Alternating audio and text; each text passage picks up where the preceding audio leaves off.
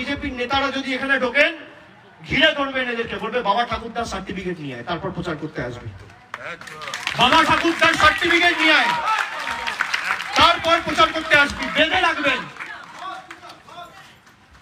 বেঁধে রাখবেন গাছে, পোস্টে বেঁধে রাখবেন, হাত তুলবেন না।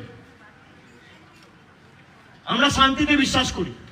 বলবেন সার্টিফিকেট নিয়ে আয়, তারপর তোর দড়ি খুলবো।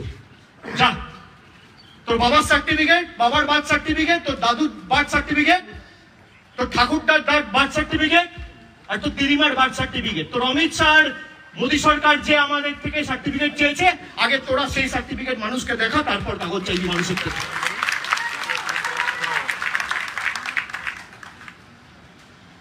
আর কেউ ভয় পাবেন না।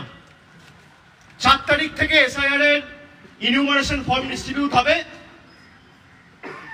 জায়গায় জায়গায় তৃণমূল কংগ্রেসের ক্যাম্প থাকবে, আপনাদের পাশে দাঁড়াবে তৃণমূল কংগ্রেসের কর্মীরা, অতন্ত্র প্রহরীর মতো আপনার পাশে দাঁড়িয়ে আপনাকে সাহায্য সহযোগিতা হাত বাড়িয়ে দেবে।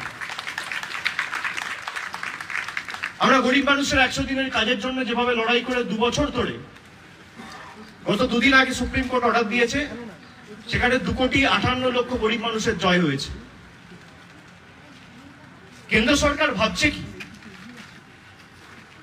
যখন ইচ্ছা, যাকে ইচ্ছা আমি বাংলাদেশি ঘোষণা করে দেবো, যাকে ইচ্ছা আমি রোহিঙ্গা ঘোষণা করে দেবো। জ্ঞানেশ কুমারের বাবার নাম আছে ভোটার লিস্টে, ডকুমেন্ট দেখাতে পারবে? অমিত শাহর বাবার জন্মের সার্টিফিকেট দেখাতে পারবে? প্রধানমন্ত্রী থেকে শুরু করে ক্যাবিনেটে যারা মন্ত্রী রয়েছে, স্বাস্থ্যমন্ত্রী, প্রতিরক্ষা মন্ত্রী, শিক্ষামন্ত্রী, অর্থমন্ত্রী, রেলমন্ত্রী, তার বাবার ঠাকুরদার জন্মের সার্টিফিকেট দেখাতে পারবে? যারা ইলেকশন কমিশনে কাজ করেন দেখাতে পারবেন?